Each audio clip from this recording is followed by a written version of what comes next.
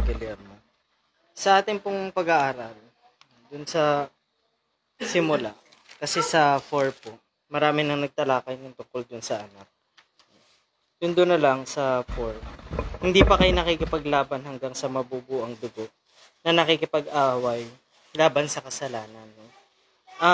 Kapag binasa kasi natin siya, yung parusa, no? Yun yung tinukoy, no? Yung nakikipagbubo ng dugo.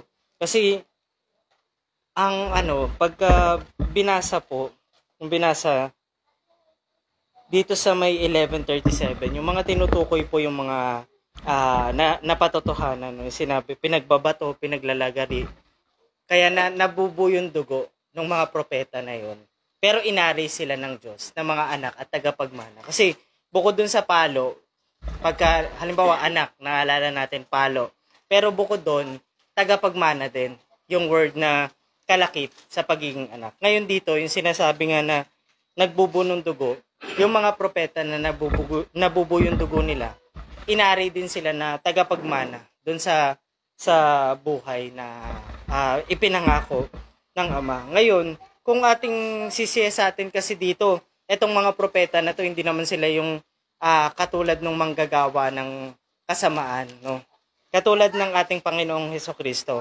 Sabi, masdan natin si Jesus na gumawa, sumakdal ng ating pananampalataya. Siya rin, anak din siya. Pero sabi sa Pedro, hindi siya nagkasala. Diba? Pero, tinanggap niya yung mga parusa na yon. Tapos, yung sinabi sa kanya na, ito'y aking anak.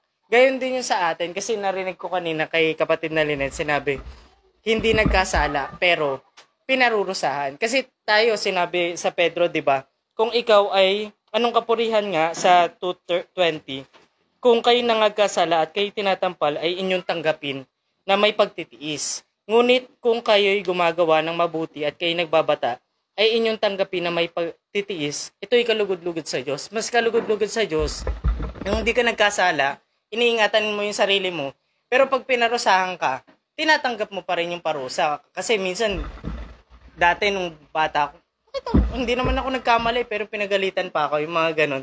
Sa Diyos pala ganon, mas kalugod-lugod siya na hindi ka nagkakamali, pero yung parusa, tinatanggap mo pa rin, inaaring kalugod-lugod yun sa Diyos, ay ng Diyos. Yun po, papuri sa Diyos. Ayan. Salamat kapatid na David. Sunod si kapatid na Sunyiga. Sa magandang gabi po sa bawat isa, sa sambayan ng ating kapatid na Guillermo, pati sa ating online. Yung lahat ng talata na sasabihin ko, nasabi ng mga kapatid. Kaya magdadagdag na lang ako ng konti. Bakit ba tayo nasasaway? Unang-una po kasi, basahin ko lang sa Isaias, sa 30 verse 20 to 21. At ang iyong mga pakinig ay makakarinig ng salita sa likuran mo, nagsasabi, ito ang daan, lakaran ninyo, pagka kayo'y pumipihit sa kanan, at pagka kayo'y pumipihit sa kaliwa. Sa atin kasi sa kapanahunan natin, nagbigay na ang Diyos ng daan na dapat nating lakaran. Yun po yung ating sa Panginoong Kristo sa Ebanghelyo. Kapag tayo lumilis doon, pumipihit tayo sa kanan o sa kaliwa, diyan darating yung saway na sa atin na ibibigay ng Panginoon. Kasi bakit tayo sinasaway? Dahil nga tayo itinuring niyang mga anak. Kaya napakapalad po kapag inisip mo na sa paglakad mo pala sa sanlibutan, sa daan na ibinigay sa iyo ng Panginoon, lagi ang Diyos nakatingin sa iyong mga hakbang. Kapag ang hakbang mo'y lihis na, diyan na dumarating ang saway ng ating Panginoon. Pero ang sabi sa patungkol sa mangmang, sabi ko, sa Kawikaan 15:5,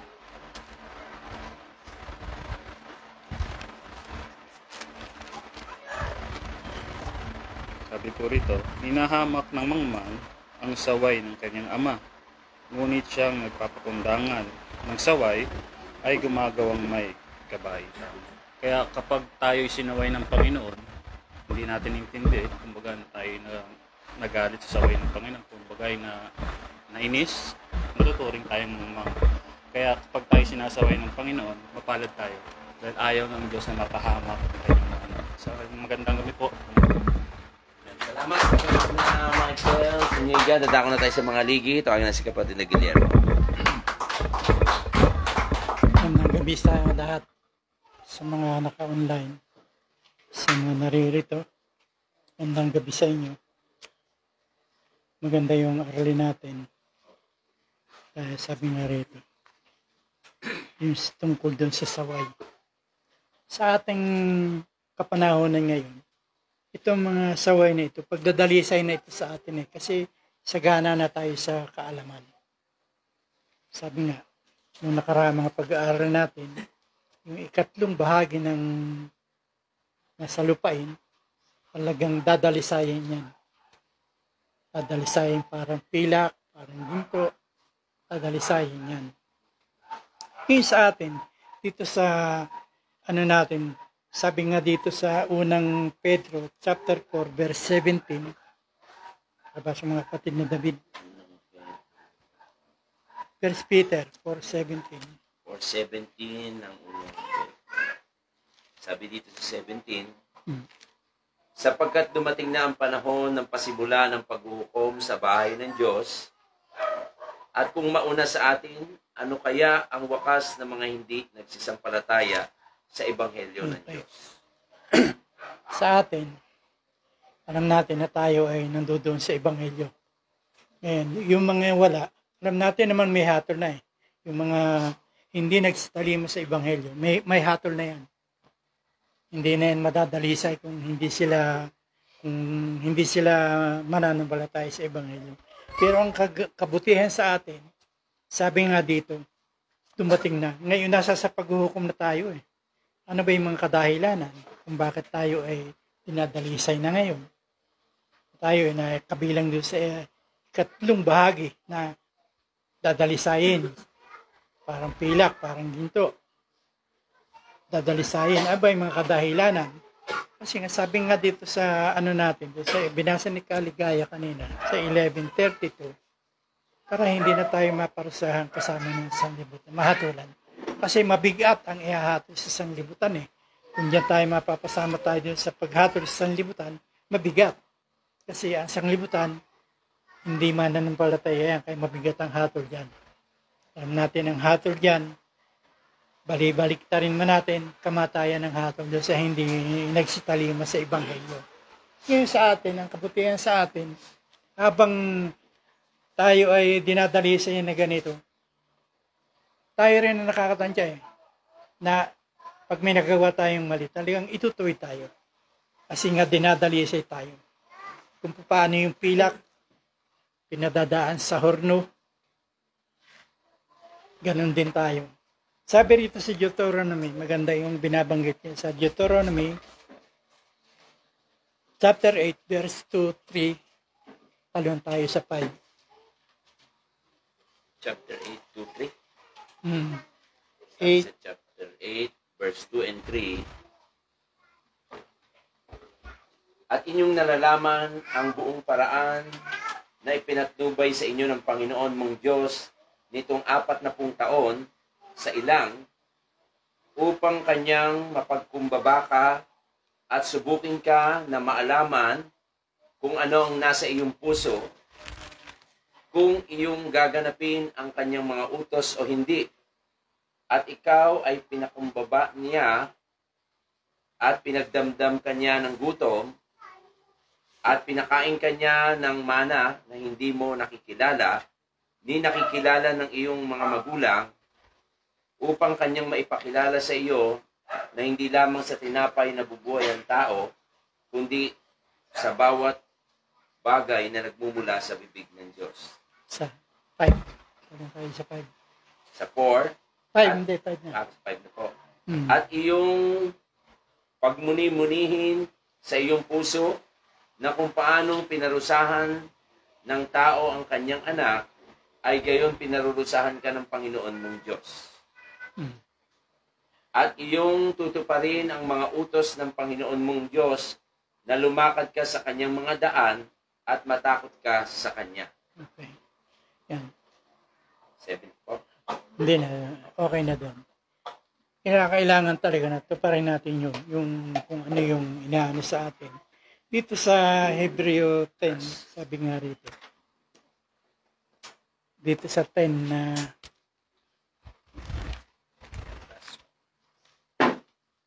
ng Hebreo, may binabanggit din dyan sabi doon, tayo tatawaging bayan, at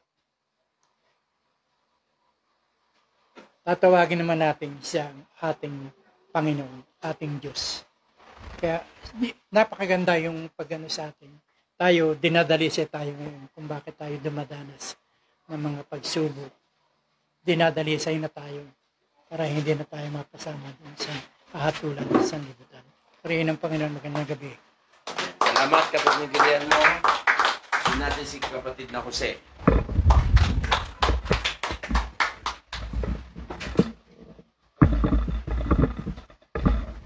Magandang gabi sa bawat sa. Ikaw po sa mga naka-online. Dadagdag na lang tayo no, sa ating pinag-aaralan sa gabi ito. Yung sa unang aralin natin, hindi pa tayo nagbububo ng dugo. Kasi kung dumating man tayo sa ganung bagay, baka hindi tayo mapasama sa karya ng Diyos. No? Yung mga pagsubok na dumarating sa atin na naranasan mga apostol, di ba, mga propeta. Pinagbabato, pinaglalagari, yeah? Pinagpapalo. Yan ang nangyari. Kailangan, tama si kapatid na kagalir mo yung pagdadalisay sa atin para at makarating tayo doon sa inalok niyang buhay na walang hanggan. No? Ayun po yung ng Panginoon, layunin sa bawat isa. Hindi tayo tinawag sa ikarurumi, kundi sa pagpapakabanal. 4:7 ng Korinto ay Thessalonica. Dito pa sa ating aralin, no, na talakay na yung pagsaway ng Panginoon. No? Natural talaga na sawayin tayo ng Panginoon. Kung nagkakasala tayo, lumilis tayo doon sa kanyang mga daan. Kasi ang saway at turo, sabi rin sa nabasa natin, nabasa na rin ito kanina sa 6:23. Sapagkat ang utos ay tanglaw at ang kautusan ay liwanag at ang mga saway na turo ay daan ng buhay. No? Kung hindi ka pala sasaway, no? Pwede kang ipahamak nito. Kasi ito yung kumpleto na yung salita ng Diyos. Di ba? Diba yung banal na kasalutan, makapagtuturo sa iyo, makapagpapadunong sa ikaliligtas, na sumasawa sa pagsasaway, sa pagsansala upang ang tao ng Diyos ay maging sakdal, tinurang lubos sa mga gawang mabuti. 3:17 ng 3:15-17 ng ikalawang Timoteo. At ito pa yung sasaway, no? Napakahalaga po talaga na sawayin tayo ng Diyos. Katulad ng pagsaway ng magulang sa kanyang magulang. Sabi dito sa aklat ng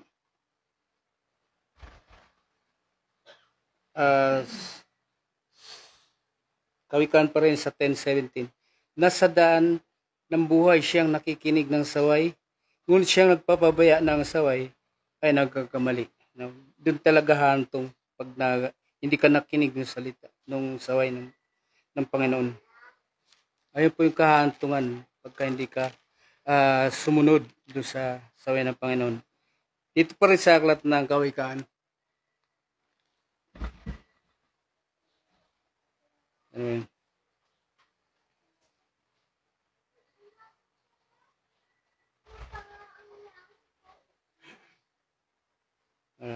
Wala na.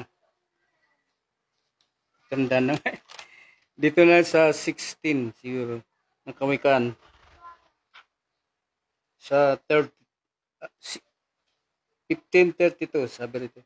Siyang tumatanggi sa saway ay humahamak sa kanyang sariling kaluluwa. Ngunit siyang nakikinig sa saway ay nagtatamo ng kaawan. Ang Panginoon ay maawain pagka lalo kang pagka ikaw ay sumusunod sa kanyang utos, no? Ganun po ang Panginoon. Last verse siguro, no? Dito sa page 7 ng Kawikaan pa rin, 5. Maigid ang saway na hayag kaysa pag-ibig na nakalagay doon? Nakukubli. Pero yung Panginoon, magandang gabi. Salamat kapatid na Jose, at kapatid na Oliver. Salamat sa Panginoon. Magandang gabi po sa kasambayan ng ating kapatid na Guillermo. At sa lahat ng mga naka-online, magandang gabi sa inyo at sa bawat isa sa atin sa gabing ito. Malawak na po yung mga binigay na talata. Ang dami-dami na natin tutunan ngayon. Masarap makinig. Doon sa mga bahagi. Tunay nga na itong pag-aaral natin na pinag-aaralan ngayon, napakaganda. Kasi bahagi ito doon talaga makikita mo yung pag-ibig ng Diyos sa atin. Kung tayo pala ay sinasaway ng Panginoon at pinarurusahan. No? Napakaganda pala. Kasi mahirap yung sabi kanina kapatid na Archie, mahirap yung hindi ka sinasaway. Mahirap yun. Akala mo laging tama yung lakad mo. Iisip mo, kaya kung hindi sinasaway, tama yung lakad ko. Hindi mo po alam ang badal na kasulatan sinasabi na yung bawat ng lakad ng tao matwit sa kanyang di ba? Ngunit ang dulo ng kamatayan, yun ang delikado. Kaya mabuti na rin na nasasaway tayo ng Panginoon. Kaya lang sa ngayon kasi hindi bumaba ang ating banal na espiritu at may mga bagay siguro na ang Panginoon sa atin. At nananabik na rin tayo doon sa saway na gusto natin matanggap. Sabi nga dito isang talata ng Kawikaan, sabi dito. Sa chapter 10, verse 17, ganito po sinasabi diyan. Nasa daan ng buhay, siyang nakikinig ng saway. Ngunit, siya nagpapabaya ng saway ay nagkakamali. Diba? Tama ito mga kapatid eh. Kaya nga yung pantas, pag sinaway mo, iibigin ka. Pero yung mangmang, pag sinaway mo, pagtatanim ka. Ganun yung ibig sabihin nun. Kaya nga, mabuti yung makinig tayo ng saway. Halimbawa, saway tayo ng kapatid, mabuti yung makinig tayo. Kasi yung bagay na yon, pagtutuwid at pag-ibig sa atin. Kasi usually, ang nangyayari ka sa atin, negative agad eh. Pag sinaway ka ng kapatid, ibig na matanggapin mo yung saway, nauunay mo siya yung negative. Nawawala yung natin na pag-ibig pala ng kapatid sa atin yun. Kaya yung saway, hindi ito kasi basta-basta pumapasok sa tao eh. Kanina ba pumapasok sa saway? Dito sa 17:10 ng Proverbs, sabi rito. Ang saway ay nanasok na taimtim. Ano to? Imtim ba to? Ang saway ay nanasok na imtim. Alam ko, taimtim to eh. Pagkakaroon to eh. Sa isang nag-uunawa. Kaya yung taong umuunawa, pag sinaway mo yun, tatanggapin yung saway mo. At madali siyang sawayin. At madali yung matanggap yung saway mo. Pero if yung mahirap umunawang tao, mahirap sawayin yun. Kaya yung sinasabi ko kanina, hindi niya mauunawaan yung sinasabi mo. Ang mangyayari niyan, ipagtatalim ka pa doon sa ginagawa mo. Samantalang yung gusto natin, maisaayos natin yung lakad ng isang kapatid, maitama natin, pero ang nangyayari, yung dating doon, hindi maganda. Kasi bakit? Yun yung sinasabi na kulang sa pag-uunawa.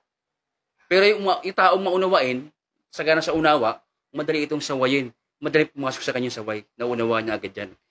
Sabi dito, ang saway ay nanasok na taimtim sa isang nag-uunawa kaysa isang daang hampas sa mangmang. Yun yung pagkakasabi doon.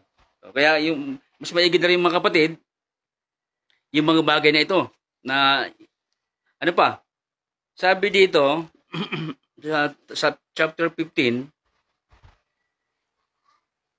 10, may mabigat na saway sa kanya na nagpapabaya ng lakad.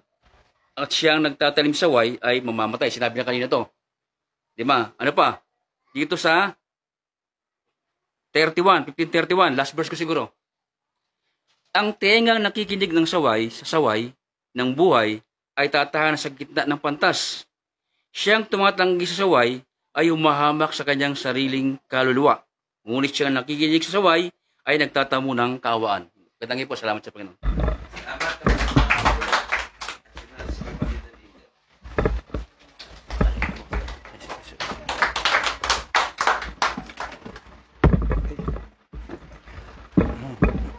Magandang gabi, puri ng Panginoon.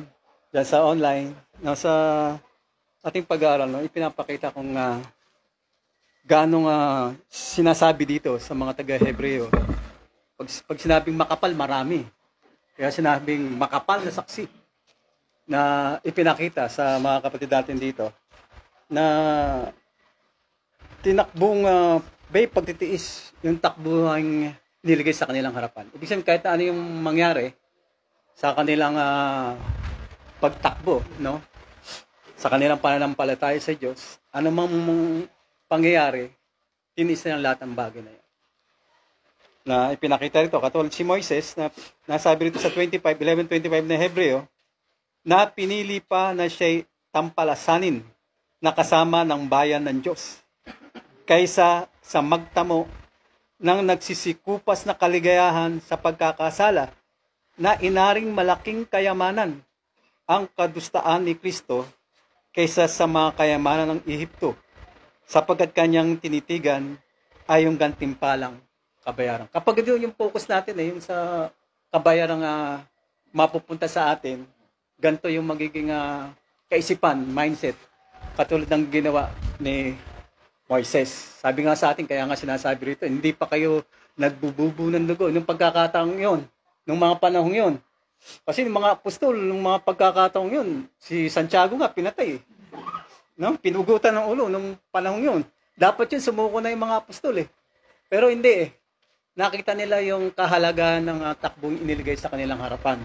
Bagamat sabi nung chapter 16 ng 1 sa 2, kayo'y palalayasin nila sa mga sinagoga. Oo, dumarating ang oras na ang sinumang pumatay sa inyo ay akalaing naghahandog sila ng paglilingkod sa Diyos. Yun ang isa sa mga nangyari sa mga apostol. Akala, yung ganong pagpatay sa mga apostol, akala nila naglilingkod pa sila sa Diyos. Kaya napakbigat ng mga naranasan nila. Ngayon, kung tungkol naman sa pagsaway, katotohanan, pag sinasaway ka, mali ka. Dapat yun ang isip mo. May kamalian. Ngayon, sa pagpaparusa naman,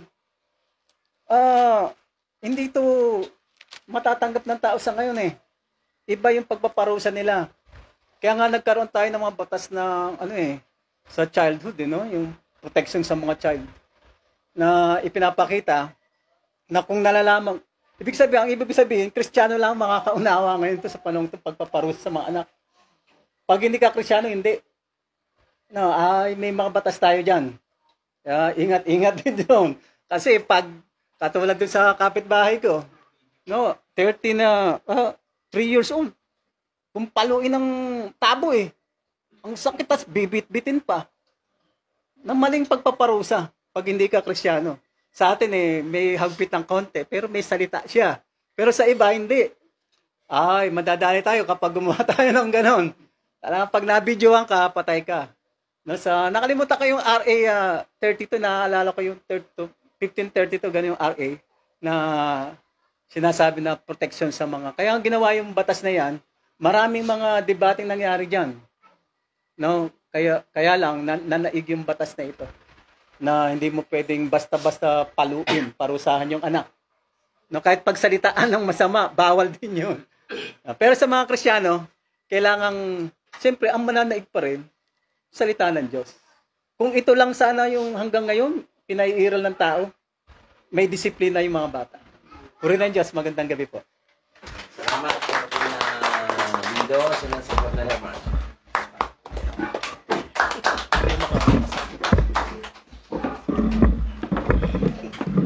Magandang gabi sa Panginoon, purihin siya. Magandang gabi, kapatid na Guillermo. Kapatid na Joy. Purihin ng Panginoon. Magandang gabi mga kapatid at sa ating mga kapatid na nakatungay sa online. Magandang gabi.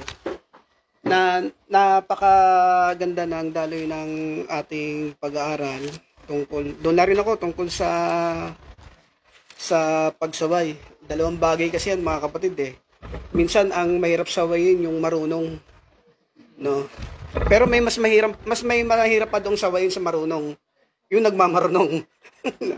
ganun mga bagay Sa atin naman, pagka nagturo ang banal na kasulatan, yung pamamaraan niya laging matuwid na itinuturo sa ating nga mga nasa kapisanan ng kapatiran kay Kristo matuwid magturo kung paano yung tamang pamamaraan ng pagsaway. No. Sino ba yung minsan yung magulang pagka sinasaway ng iba yung anak nagagalit, no?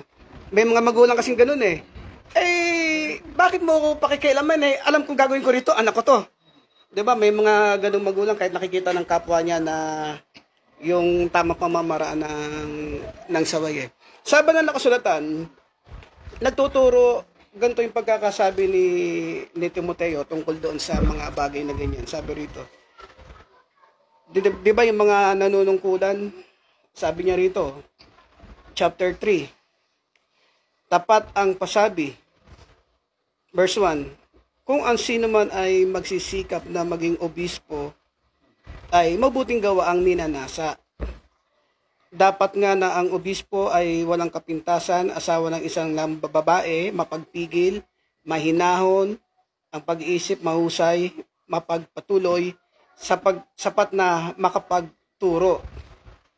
Hindi magulo, hindi palaaway, kundi malumanay, hindi mapakipagtalo, hindi maibigin sa salapi. Ito na. 4. Namamahalang mabuti ng kanyang sariling sambahayan na sinusupil ang kanyang mga anak na may buong kausayan. Na pag ikaw ay sumasaway, pag pag-uusapan natin yung pagsaway ng mga lingkod ng ating Panginoon, ano ang sinasabi ni Apostol Pablo? No, sinusupil ang kanyang mga anak na may buong kausayan. Pagka pinag-usapan natin yung kausayan, ano ba yung mabuting pamamaraan? Diba? Yung laging binabanggit ni kapatid na Guillermo yung salita ng Panginoon. Diba? Yung bata, pagka may diferensya, gusto mo sawayin, kausapin mo siya bilang bata. No? Kung 2 taon lang yan, kinakausap mo 12 anyos na 15 anyos, kung saktan mo ganun na rin ang edad, lumalaki yung bata, ipagtatanim ka niyan. No? Kaya ang banal na kasulatan, tama yung sabi ni Kapit na Oliver pagka yung mangmang, sinaway mo, ipagtatanim ka talaga. Pero pagka ang matuwid, sinaway, iibigin ka.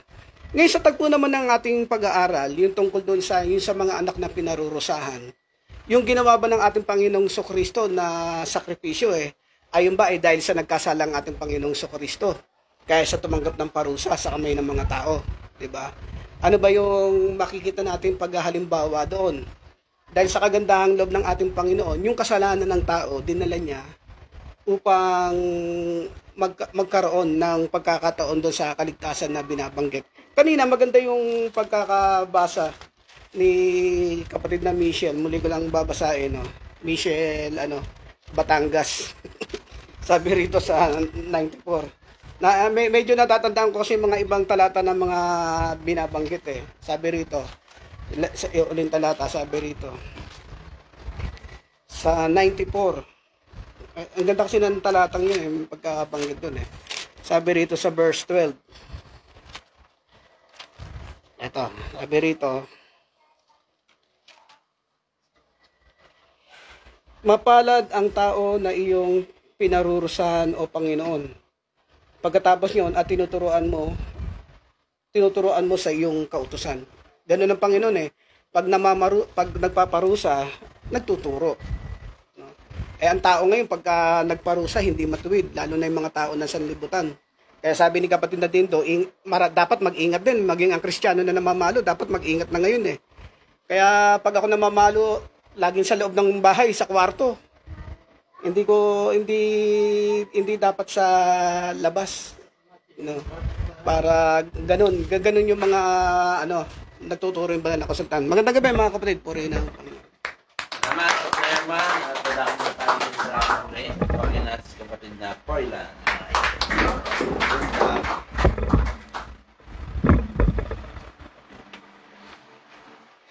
Okay, salamat, purihin ng Diyos. At marapatin tayo ng Panginoon.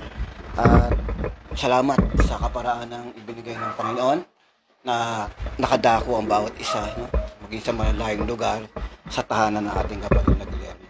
Ito ay kaparaanan ng Diyos sa tulong ng Diyos at sa pagbibigay ng pangangailangan ng Panginoon para makarating tayo. Salamat sa Diyos. At salamat sa tahanan ng ating kapatid na Guillermo sa bayang ito sa patuloy na pagtanggap ng gawain sa lugar na ito.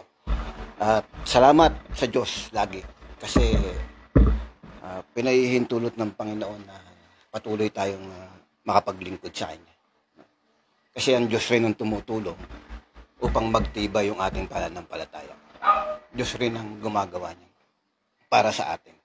Ngayon, kung ating titignan, napakalawak ng mga pagpapahayag at unawa na ibinigay sa bawat isa.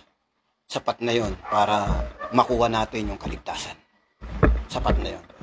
Ang kailangan lang natin, yung diwa ng ating mga napag-aaralan, yung diwa na ating nauunawaan, yung diwa ng ating mga nasasabi o nababahagi. Kapag dumating sa buhay natin, makita ng Diyos na nagagawa natin. Yun, nung sabi ko nga sapat na sa kaligtasan, yung kaunawaan, yung karunungan. Kaya nga halos wala akong masabi na. Wala na akong masabi. Kundi tulungan tayo ng Diyos na maabot natin yung kaligtasan yun. Kasi nandun na yung unawa eh. Tulungan tayo ng Diyos. Kasi may labanan nga eh. May labanan. Sabi nyo sa pakikipaglaban, sabi nga hindi pa kayo nagbubo ng dugo. Sabi niya roon sa mga kapatid sa Hebreo. Kasi yung panahong ito dumadanas yung mga kapatid na sumasampalataya, mga Hudyong Kristiyano, ang tawagin. Sila yon, mga Hebreong to, mga Hudyong Kristiyano na sumampalataya sa ating Panginoong Kristo. Noong mga panahong yon, itong sulat na ito, ay nasa panahon sila ng mahigpit na pag-uusig. Inuusig sila ng mga panahong ito. Kaya nga marami sa kanila nangangalat eh. No? Dahil doon sa pag-uusig na ito, maraming mga sumasampalataya sa ating Panginoong Kristo, bumalik uli sila doon sa ritual na gawain nila. Yung mga paghahandog, balik sila ron para makaiwas lang doon sa pag-uusig na ginagawa sa kanila. Bumalik sila ron. May iba mga naghahandog, mga pupunta sa mga saserdote para doon sa mga kasalanan. Kaya mahigpit na nagpaliwanag yung author, yung sumulat nito. Na sa kanyang sulat, kung babasahin nyo, pinakikilala niya na walang ibang dakila at mataas. O, dakila na dapat sundin. Sabing gano'n, si Kristo. Yung lahat na sinasabing na paghahandog, lahat ng yun, pinaliwanag ng author na ito, si Kristo yung tinutukoy. Mga anino lang yan ng mga bagay na magsisadating. Pinaliwanag niya ng palitan ng pagkakasaserdote, kinakailangan palitan yung kautusan. Bakit bumabalik kayo doon? Pinalitan na yun. Yun ang ibig sabihin nung nagsulat na to. Sinasabi sa kanila. Kaya itinatanang niya na merong dakilang saserdote na yun lang yung susundan mo. Yun lang, yung dakilang saserdoteng yun. At yun na nga, si Kristo. Kapag yung dugo niya, isang beses nilang ginawa yun, nalinis na. Nagkaroon na ng kalinisan yung tao. Hindi na kailangan pupunta ka pa paulit-ulit doon sa saserdote. Kaya papasinin nyo, ang linaw ng papapahayag dyan sa Hebreo. Binanggit yun. Kaya nga, kung papasinin nyo, yung 11 ng Hebreo, katulad na nabanggit, ipinaliwanag niya yung matataas na uri ng pananampalataya. Ipinakilala niya doon sa mga Hudyong Kristiyano, pinakilala niya na ito yung mga bayani na sumasampalataya.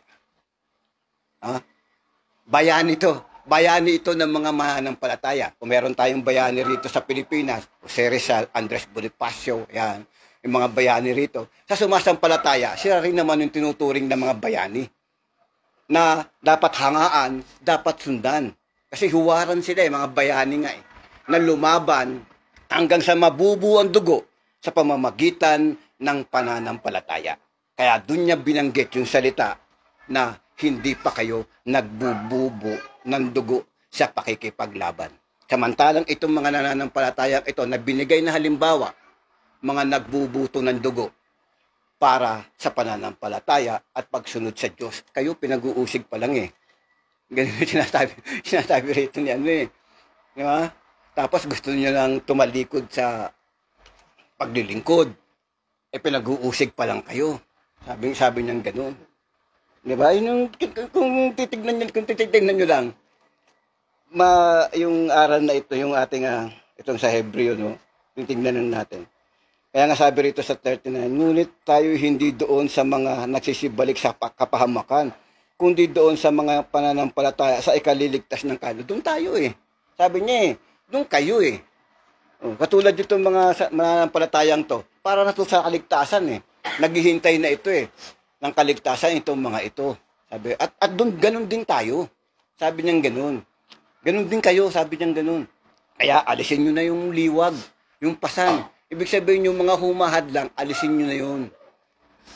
Tanggalin nyo na yun. Ang tignan nyo, si Kristo. Yun ang pinatitignan niya rito, di ba? Tignan nyo. Si Kristo ang tignan. Huwag nyo tignan kung sino. Huwag nyo tignan yung diakono. Huwag nyo tignan si Guillermo. No. Huwag nyo tignan kung sino. Ang tignan nyo, si Kristo. Kasi si Kristo, nandoon yung kaligtasan. Kami, makaagawa kami ng mali sa inyo Diba? Kayo, makaagawa kayo ng mali sa akin, sa amin. Makaagawa rin kayo ng mali sa amin. Kaya may utos ng Panginoon, magpatawaran kayo sa isa't isa. Kasi magkakaroon ng pagkakamali Kaya inuutos yun na ganung salita. Ngayon, ang sabi rito, tignan ninyo si Kristo Jesus gumawa at sumakdal sa ating pananampalataya na siya dahil sa kagalakang inilagay sa harapan, biro mo yun, yung inilagay pala sa kanyang harapan, tinanggap niya may kagalakan. No? Sabi niya rito. Tapos, nagtiis sa krus at niwalang bahala ang kahihiyan. Diba? Kaya nagagalit minsan yung nasasaway kasi ayaw mapahiya. Diba? Kahit mali na yung ginagawa, ayaw mapahiya, magagalit. No? Hindi makikinig. Dito sabi nyo, tinanggap ko yung kahihiyan. Tinanggap ng Panginoon yung kahihiyan. Bakit? Kasi hinuburan siya Hinuburan ng ating Panginoon Kahiyahiyang bagay yun Sa mga Hudyo mga panahon na yun Kahiyahiya. Hinuburan siya. Pero tinanggap niya yun, may kagalakan. Bakit? Kasi alam niya, yung nangyari sa kanya, pagtupad yun sa gusto mangyari ng Panginoon. Ganun din sa atin. No? Hindi yung gustong iparating sa atin ng Panginoon. Sabi ko alam na natin yun Alam natin yung mga ganito, kailangan lang sa buhay natin. Yung bang makita ng Panginoon kung gaano naman natin siya iniibig. Kasi kanina yung mga bagay natin, kung paano tayo inibig ng Diyos. Tayo naman, kung tatanungin, paano natin inibig ang Diyos? Diba? Kasi importante yun Bilang anak, paano mo inibig yung magulang mo? Magulang natin, tiyak, mahal tayo ng magulang natin. Ngayon kasi, titigas na ng ulo Ano mo bang mga kabataan ngayon, hindi natutulog ng umaga? Mga teenager ngayon, ang gising ng ang tulog niya, umaga na. Kaya walang nagagawa sa tulong sa magulang Ang labas niyang gabi. Lakwatsa dyan sa lansangan, kasama ng mga barkada. Ganyan ang mga kabataan ngayon. Wala nang respeto, wala nang galang. Kaya ang inaasahan sa kabataan Kristiyano, sila yung gagawa ng may paggalang. Kasi kabataan Kristiyano Pero ngayon sa may hirapang Kaya nga sa aking sa mga bata ko ayun ang sinasabi ko. Tinawag kayo ng Panginoon, ayaw nyo magpahalaga. Dalawang bagay Ang good news, may buhay na wala hanggan. Good news yun. May nilagay ang Diyos para sa buhay na wala hanggan. Ang bad news, meron din siyang nilagay na impyerno. Yun yung bad news. Kasi ang good news may buhay ka Gusto ng Diyos, doon ka dalhin kasi kung tatanggihan mo yung buhay na yun, may ginawa rin siyang impyerno, bad news sa'yo yun. Delikado ka ron, may pupuntahan ka din doon. At yun yung sinasabi rito na hindi pa kayo nakikipaglaban na hanggang sa mabubo yung dugo. Ibig sabihin hanggang sa maibigay mo yung buhay mo sa labanan dito sa kasalanan. May kasalanan, nalalabanan mo yung Satanas, doon ka gustong ilagay nun Doon sa impyerno Doon kanya gustong hatakin. Nung Satanas. Ngayon, lalaban ka ngayon doon. Lalabanan mo siya para huwag kang mahatak doon. Para makuha mo yung buhay lalabanan mo siya. Kasi mayroon Satanas. Kaya nga lalagyan kanya ng tinik sa laman eh. O hindi ba yung mga nalalagyan minsan ng tinik sa laman eh? O di ba? Ano nangyayari? Sabi ni Apostol Pablo, makaikatlong dumalangin ako sa'yo. Sabi ganoon. Ito malangin siya, makaikatlo. Kasi yun yung panlaban niya. Meron siyang tinik sa laman eh. Nandiyan yung nilagay ni Satanas na tinik sa laman. Ang panlaban niya, malalangin siya sa Panginoon 3 beses. Kaya tinugon siya ng Panginoon. Anong tugon sa kanya? Ang biyaya ay sapat sa iyo. Ibig sabihin, meron kang lakas na panlaban para doon sa nilagay ni Satanas. Meron kang sapat. Kaya nga ang sabi ron, sa aklat ng unang Korinto, sa 10:17. Diba? 10:17 ng unang Korinto ba? Ikalawa. Diba? Sabi ron, sa unang Korinto, 10:17. Merong tukso na nailalagay, di ba? Tukso na ilalagay ng ganun. Pero kung sa papansinin nyo, sabi ng Panginoon, hindi niya ibibigay ito na hindi ta pahihintulot yung tuksong yun na hindi mo makakayanan. So, may kakayanan ka para labanan ito. Pero ang sabi roon, kalakip din naman ito ay ang pag-ilag. Pag-ilag para matiis mo. Ayun ang sabi eh. Para magawa mo na may matitiis mo, magawa mo na may pagtitiis, kailangan ilagan mo. Lalabang ka nga eh. Nandiyan yung tukso, may tulong ng Diyos, may kakayanan ka ng tukso ng ano yun? Tukso ng sanlibutan, tukso ng pita ng laman, tukso ng kayamanan, tukso ng kalayawan. Di ba? Yun yung mga tukso eh. Para ihatid ka doon sa impyerno eh. Ngayon, yung mga tuksong yun, nandyan siya, sabi ng Panginoon, hindi niya tutulutan kung di mo makakayanan. Ibig sabihin, nandun yung kakayanan para malabanan mo siya.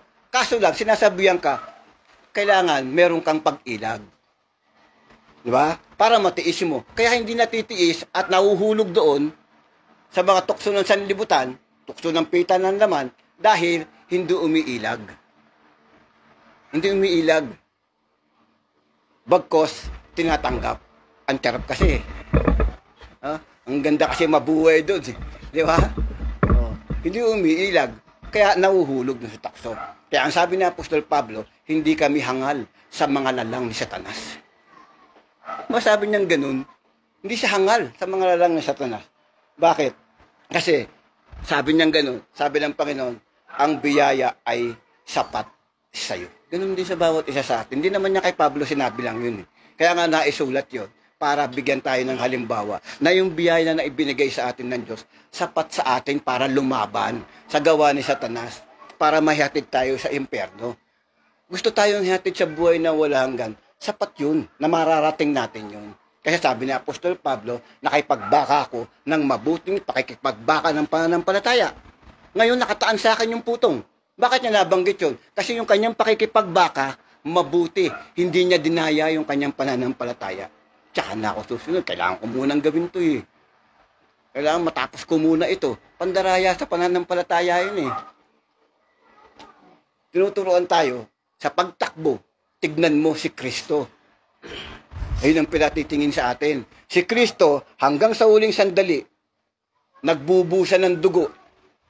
Kinamatay niya. Pinalagyan ng tinik ng korona sa ulo. Yun ay dahil sa pagmamahal niya sa Panginoon. Iniibig niya kasi yung Diyos eh. Ngayon, ang tanong ang kanina nga sasabi, paano naman natin siya iniibig? Kasi alam niyo ba, kapag iniibig mo yung Panginoon, ito yung garantiya. 8:3 ng unang Korinto. Ating basahin. Datapwat kung ang sino man ay umiibig sa Diyos, ay kilala niya ang gayon. Kita mo? Kapag pag iniibig ka ng Diyos, kilala mo yung ganyan. Kaya kahit nga masaway ka eh. Kahit sa harapan ng kapatid, masaway ka eh. Pag tinawag ka ng Panginoon sa pamamagitan ng Santong Espiritu, kapatid na Froilan, halika, ganito ginawa mo. Ako ba, ano gagawin ko? Nakakaya naman sa mga kapatid. Hindi, matutuwa ako. Ano kung bakit? Dahil kilala ako ng Panginoon. Tinawag ako eh.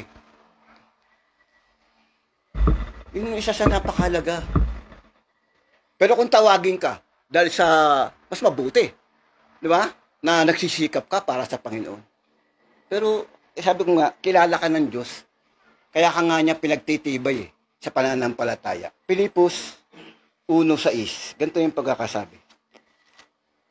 sa 1:6 ng Pilipos, na ako may lubos na pagkakatiwala sa bagay na ito, na ang nagpasimula sa inyo ng mabuting gawa ay lulubusin hanggang sa araw ni Jesucristo. Hawakan lang natin yun eh. Yung nagpasimula sa iyo, yung pagsimula ng pagkatawag sa iyo, na tinuruan ka, na ganito yung gawin mo, ganito kasi yung pagkakatawag na ginawa sa iyo, lulubusin yun hanggang sa araw ni Jesucristo. Siya rin yung tutulong sa iyo eh, magpapatibay sa iyo hanggang sa dumating yung ating Panginoong Jesucristo. Ang Diyos ang gagawa nun. Di ba sabi sa Timoteo, di ba sa 1:12? Dahil dito, nagtiis din ako ng mga bagay na ito. Gayon may hindi ako nahiya sapagkat lalo ko yaong aking pakibasa nga nun. O, kita nyo. Sa 2 Timoteo sa 1:12. Kasi, ano na siya, putol na siya. Okay. Dahil dito, nagtiis din naman ako ng mga bagay dito. Gayon may hindi ako nahihiya sapagkat nakikilala ko yaong aking sinampalatayanan at lubos akong naniniwalang siya'y makapag-iingat ng aking pinagkatiwala sa kanya hanggang sa araw na yan. Kita mo? Tiyak niya na makapag-iingat sa aking pinagkatiwala hanggang sa araw na yon. Sa pagparito ng Panginoon, tiyak siya na sinasabi niya na iingatan ng Panginoon yung pinagkatiwala niya sa Kanya. Ganun din tayo. Ipagkatiwala natin sa Diyos, yung ating pananampalataya. Yung makita lang sa atin talaga yung kung paano natin siya iniibig. Kasi yun yung kasapatan eh. Yung pagmamahal mo sa Diyos. Kasi may salita siya sa Roma, sa 8:28. Di ba? Tuloy niyo yung salita niya rito. At nalalaman natin na ang lahat ng mga bagay ay nagkakalakip na gumagawa sa ikabubuti ng mga nagsisiibig sa Diyos sa makatuwid bagay yaong mga tinawag alinsunod sa kanyang nasa. Lahat ng mga nagkakalakip-lakip, ikabubuti yun. Noon, sa mga nagsisiibig sa Diyos. Kaya napakalaga na mapatunayan mo sa Diyos kung paano mo sa iniibig. Kasi lahat ng mga bagay na mangyayari, maging ito man ay hindi mo ikabubuti sa sarili mo. Hindi mo sa ikabubuti kasi medyo parang nagtitiis ka. Pero ang katotohanan nun, ikabubuti mo yun dahil mahal mo yung Panginoon. Kasi minsan, may mga salita sa mga aral, katulad ng mga salita kanina, mga pagpapahayag. Minsan, tumatama sa atin yun eh. Ang tandaan nyo, hindi nagkataon yun na nasasapul tayo ng salita. Hindi nagkataon yun. Ginagawa talaga ng Diyos yun para makita mo yun. Para maramdaman mo na yung aral na yun, yung salita na yun, tinamaan ako doon. Sinadya talaga ng Panginoon yun, hindi nagkataon yun. Para ano? Para mabago mo yun. Para maialis mo sa sarili mo kung ano yung maling yun. Ganun ng Diyos. Kasi tama yun eh. Minsan meron tayong maling reaksyon sa disiplinang ginagawa ng Diyos sa atin. Meron tayong maling reaksyon eh. Bakit? Kasi yung disiplinang ginagawa ng Diyos sa atin, nilalaki pa natin to ng pangangatwiran ng laman. No? Tinuturuan tayo ng disiplina ng Panginoon, pero ang sinusukli natin, pangangatwiran ng ayon sa laman. Kailangan kasi ganito kasi Di ba?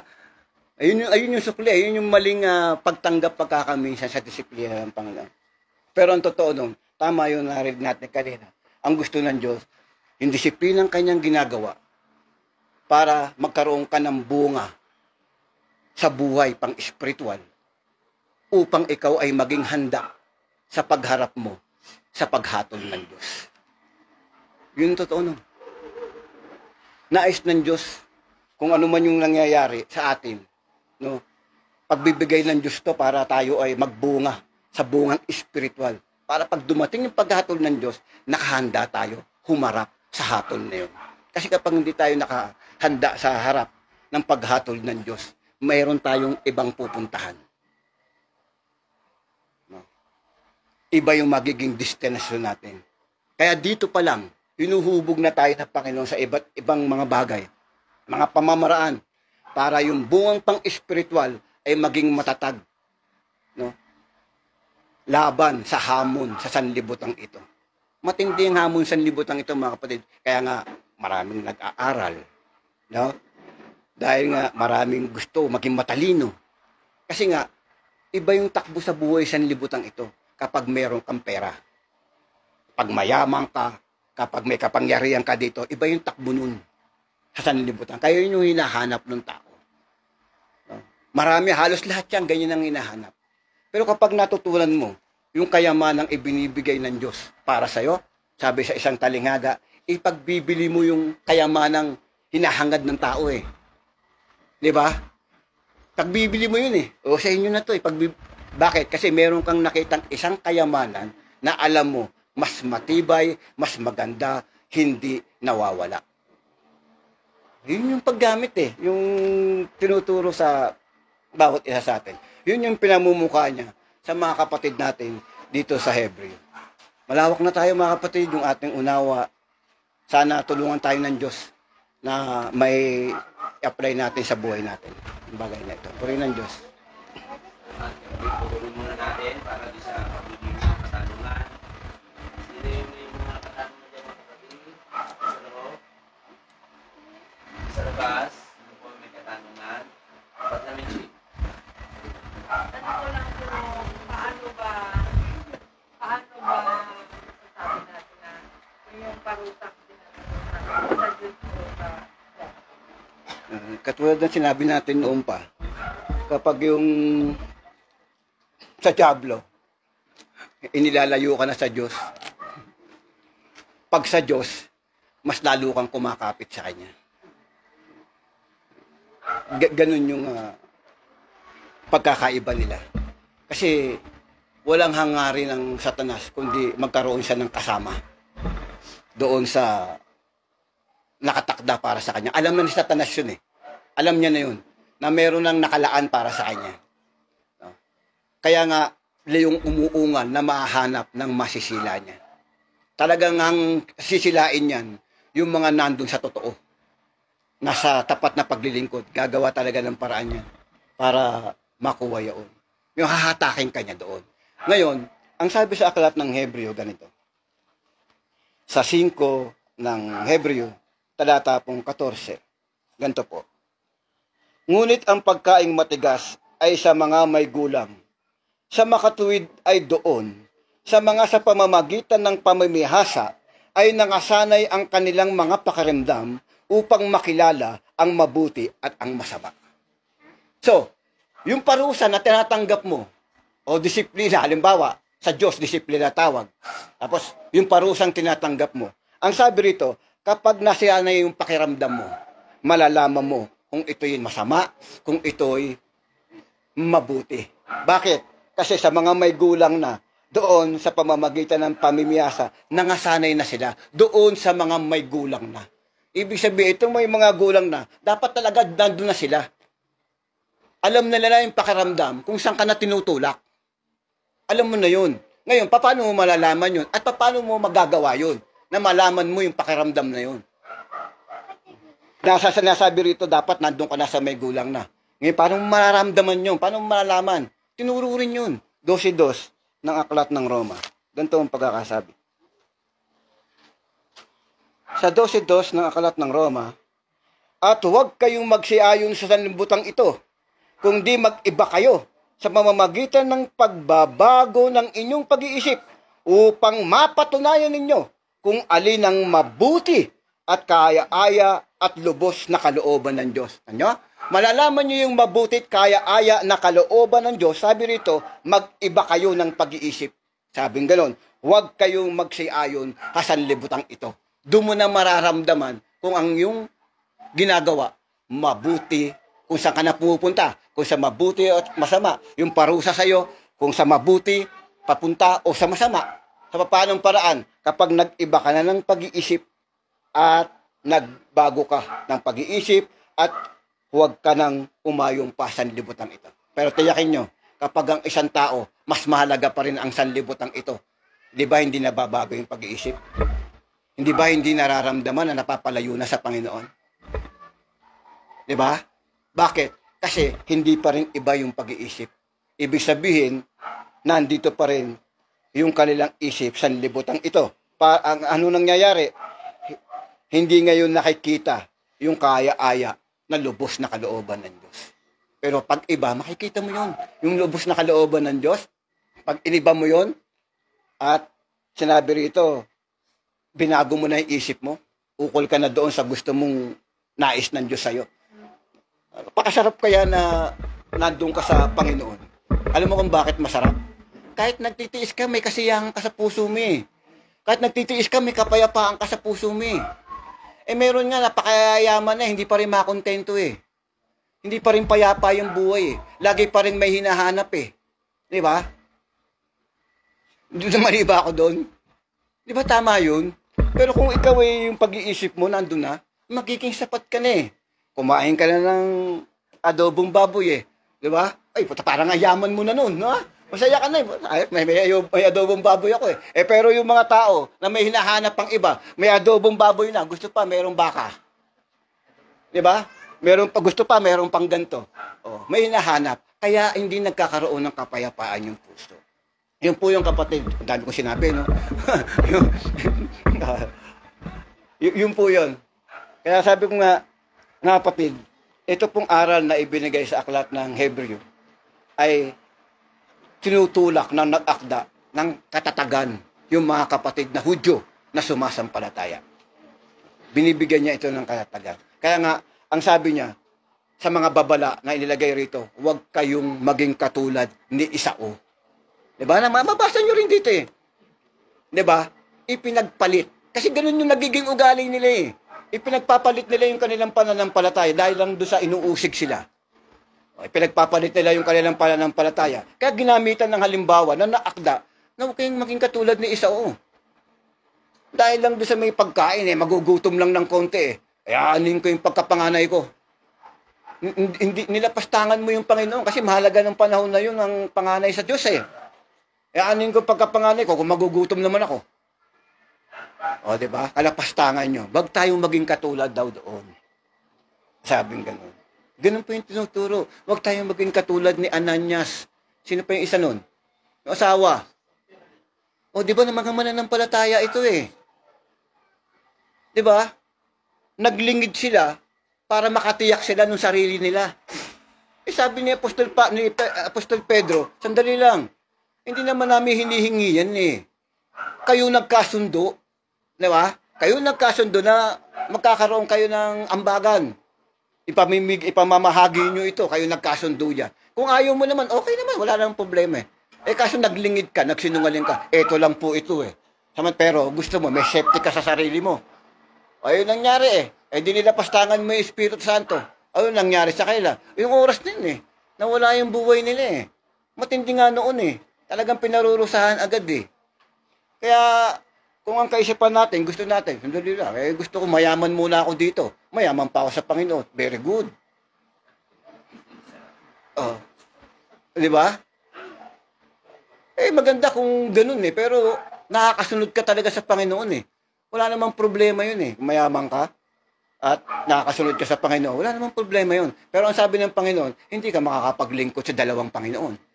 Tiyak. May sasagabal eh. Tiyak yan, may sasagabal. Kaya hayaan mo lang yumaman ka sa Diyos. Umawa ka na sa araro, lagi ko sinasabi. Umawa ka na sa araro eh. Huwag mo sirain yung sinabi ng Panginoon na huwag ka nang lilingon sa likuran. Once na sinira mo yun, nilalapastangan mo yung salita ng Panginoon. Dahil ang salita nun, mismo ang Panginoon.